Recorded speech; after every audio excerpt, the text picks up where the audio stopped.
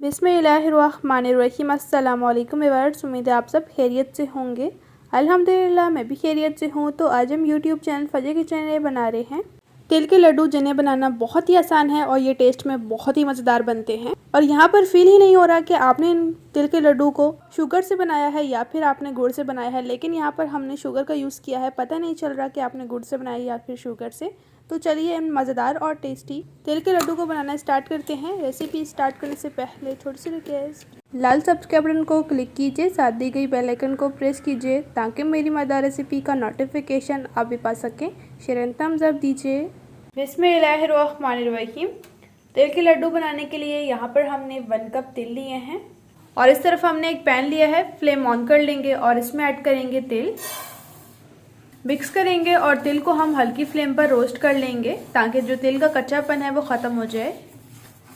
और तिल को जो है वो आपने अच्छी तरह से साफ़ करना है, क्योंकि अक्सर तिल में जो है वो मिट्टी वगैरह होती है।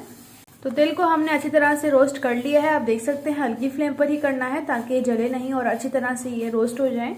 अब इन्हें एक प्लेट में निकाल लेंगे और अब इसी तरह से एक पैन लेंगे और इसमें ऐड करेंगे 1 कप शुगर। जिस कप से हमने तिल की मेजरमेंट की थी उसी कप से शुगर की मेजरमेंट करेंगे। दोनों की क्वांटिटी सेम होनी चाहिए, शुगर की भी और तिल की भी। और 2 टेबलस्पून पानी ऐड किया है हमने। बिस्मिल्लाहिर्रहमानिर्रहीम। अच्छी तरह से मिक्स करेंगे। अब माशाल्लाह आप देख सकते हैं शुगर जो है वो आहिस्ता आहिस्ता से मेल्ट होना शुरू हो चुकी है। इसी तरह से हल्की फ्लेम पर आपने मुसलसल चम्मच चलाते हुए शुगर को मेल्ट करना है।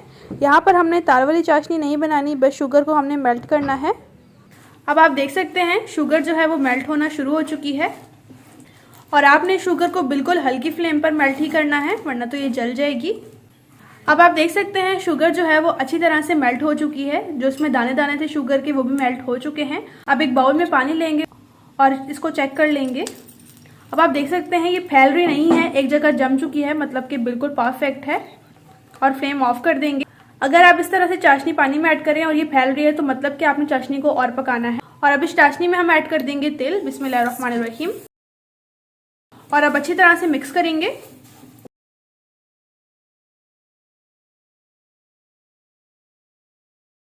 और इस तरह से आपने अच्छी तरह से मिक्स करना है और इस पॉइंट पर आपने 0 कर देनी है फ्लेम।